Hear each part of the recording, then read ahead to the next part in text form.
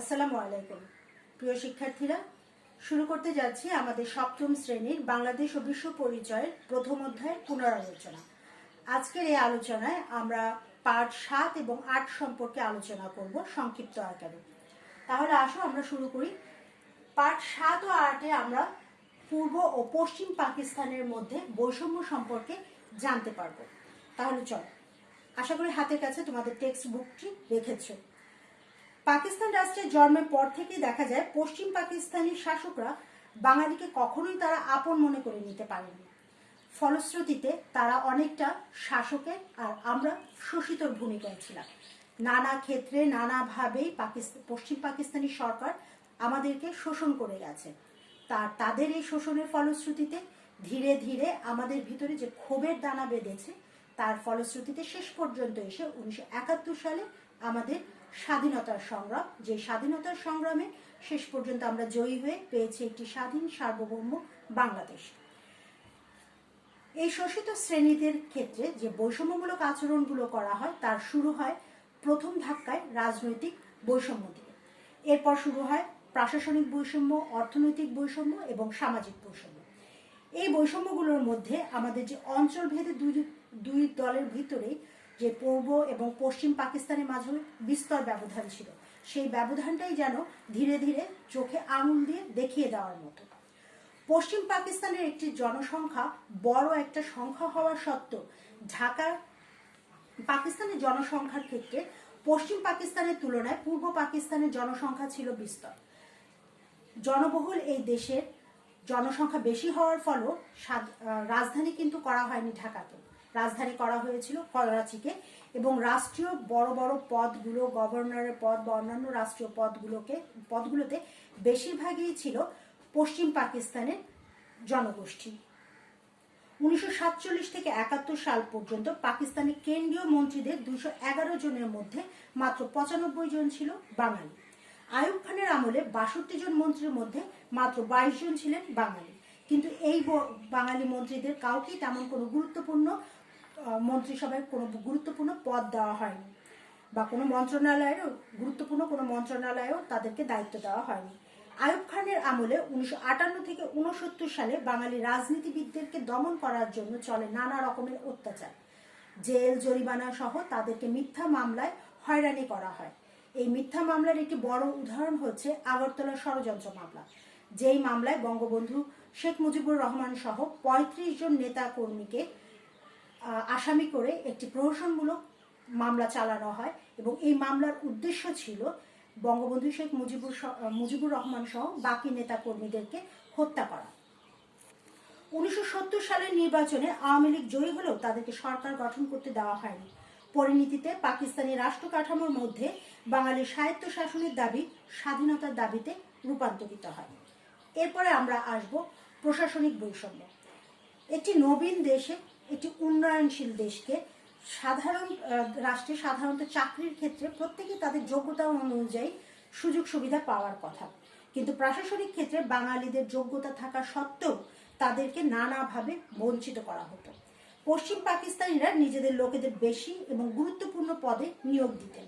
ফলশ্রুতিতে দেখা যায় যে বাঙালিদের মধ্যে তেমন কোনো গুরুত্বপূর্ণ মন্ত্রণালয় বা গুরুত্বপূর্ণ কোনো পদে বাঙালিদের সেখানে অধিকার দেওয়া হয়নি।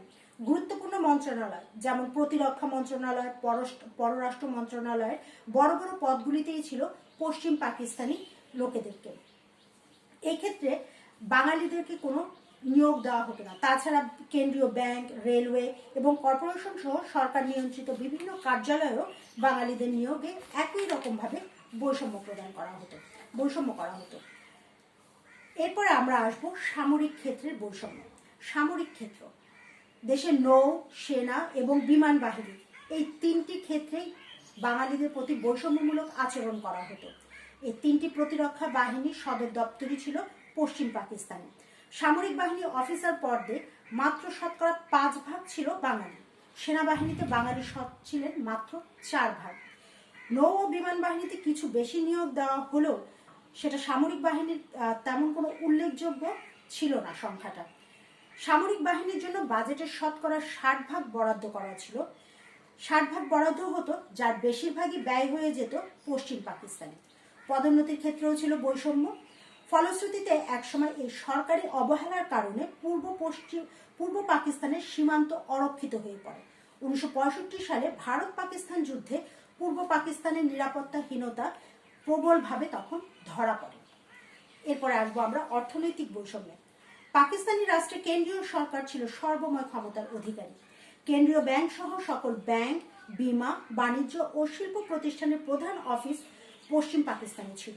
পূর্ব পাকিস্তানে বৈদেশিক মুদ্রা বেশিরভাগ আয় করলেও শতকরা 21 ভাগের বেশি অর্থ পূর্ব পাকিস্তানের জন্য বরাদ্দ ছিল না। তৎকালীন সময়ে এই পূর্ব পাকিস্তান থেকে যে পরিমাণ পাট, পাটজাত দ্রব্য এবং অন্যান্য দ্রব্য বিদেশে রপ্তানি হতো, সেখান থেকে যে আয়টা হতো বা রপ্তানিকৃত যে আয়টা আমরা পেতাম, বৈদেশিক মুদ্রা পেতাম, তার বেশিরভাগই ব্যয় হয়ে যেত পশ্চিম পাকিস্তানের উন্নয়নের ক্ষেত্রে। বিদেশ থেকে আমদানি করার ক্ষেত্রে মাত্র 31% পূর্ব পাকিস্তানের উন্নয়নের জন্য বরাদ্দ হতো, কিন্তু ঋণের বোঝা সেটা সম্পূর্ণই পূর্ব পাকিস্তানের। এক্ষেত্রে দেখা যায় যে আমরা একটা, তোমাদের এখানে বইতে একটি ছবি দেওয়া আছে, ছবিটি যদি খেয়াল করো, এটা ছিল তৎকালীন সময়ের একটি প্রতিবাদের একটা প্রতিবাদ প্রথা বা একটা প্রতিবাদ সভার জন্য তৈরি করা, যে পূর্ব পাকিস্তানে যেই পরিমাণে ব্যয় করা হতো তার চাইতে অনেক বেশি ব্যয় করা হতো পশ্চিম পাকিস্তানে। ধরা হোক 100 টাকা, এই 100 টাকা যদি বাইরে থেকে ঋণ করা হতো, সে 100 টাকার মধ্যে মাত্র 30 টাকা খরচ করা হতো পূর্ব পাকিস্তানের জন্য, আর 70 টাকা খরচ করা হতো পশ্চিম পাকিস্তানের জন্য। কিন্তু ঋণের বোঝা, অর্থাৎ সেই 100 টাকা পূর্ণ করা বা 100 টাকা ফেরত দেওয়ার পুরোটা দায়ভাগই ছিল পূর্ব পাকিস্তানের ঘাড়ে। সাংস্কৃতিক বৈষম্য। পাকিস্তান রাষ্ট্রের জন্মের পর থেকে বিশেষ করে বাংলা ভাষা সাহিত্যের উপরে একটা আঘাত আসে।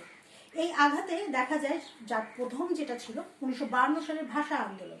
এরপরে 1956 সালের সংবিধানে বাংলাকে পাকিস্তানের দ্বিতীয় রাষ্ট্রভাষা হিসেবে গ্রহণ করা হলেও এর পক্ষে তেমন কোনো কার্যক্রম চালানো হয়নি, বরঞ্চ ভেতরে ভেতরে এই বাংলা ভাষাকে দুর্বল করে দেওয়ার জন্য অফিস আদালত থেকে শুরু করে গুরুত্বপূর্ণ স্থানসমূহে বাংলা ভাষা পরিবর্তে উর্দু ভাষা প্রচলন এবং বাংলা ভাষাকে ট্রান্সলেট করে উর্দু ভাষায় লেখার চেষ্টা করা। ব্যাপারটা অনেকটা এইরকম, আমরা বর্তমানে যে SMS গুলো করি, অনেক সময় আমরা ব্যবহার করি বাংলা ভাষায় কথা বলি, কিন্তু আমরা শব্দগুলো বা লেটারগুলো যে ব্যবহার করি সে লেটারগুলো হচ্ছে ইংরেজিতে। সেই ক্ষেত্রেও এরকমভাবেই কাজ করা হচ্ছিল, অর্থাৎ বাংলা ভাষায় নিজস্ব বর্ণমালা থাকা সত্ত্বেও বাংলা ভাষাটাকে উর্দু বর্ণমালা দিয়ে প্রকাশ করার চেষ্টা করা হচ্ছিল। এছাড়া চলচ্চিত্র, নাটক, পত্রিকা, বই প্রকাশের সীমাহীন নিয়ন্ত্রণ ছাড়াও রেডিও, টিভিতে রবীন্দ্রসঙ্গীত প্রচার করা বন্ধ করে দেওয়া হয়, বাংলা নববর্ষ উদযাপন করা নিষিদ্ধ করা হয়। এভাবে করে বাঙালির সাংস্কৃতিক কর্মকাণ্ডে তারা নানাভাবে বিঘ্ন ঘটাতে থাকে।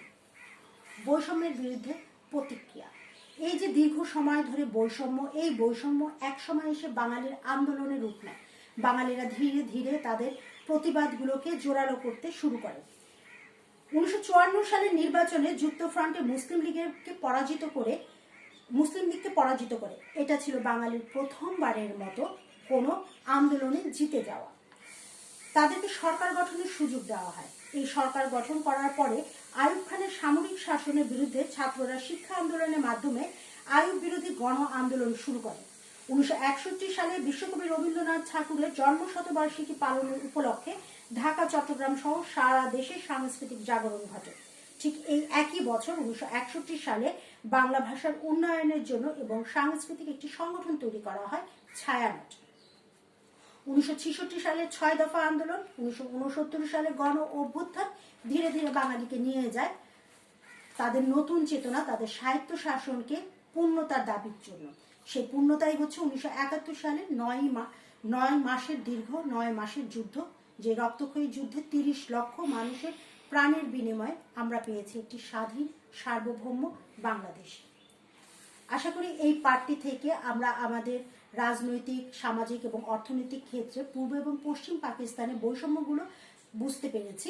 তারপরও যদি কোনো সমস্যা হয় জানাবে। ভালো থাকবে। আল্লাহ হাফেজ।